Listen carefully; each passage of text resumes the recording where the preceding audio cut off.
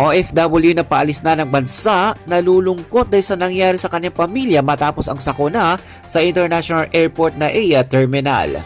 Inihayag ni Department of Transportation Secretary Vince Dizon na kumpirmadong isang overseas Filipino worker ang ama ng 4 na taong gulang na nasawi sa pagbangga ng isang SUV sa departure area ng Ninoy Aquino International Airport Terminal 1 nitong linggo, Mayo 4, 2025.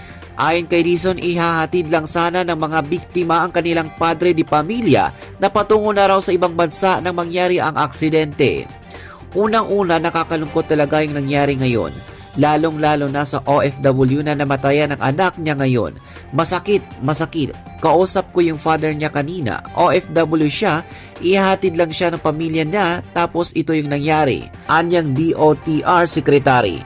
Samantala, sa hiwalay na ulat ng isang lokal na pahayagan, kabilang din umano ang ina ng nasawing biktima sa mga sugatan na kasalukuyang nasa San Juan de Dios Hospital.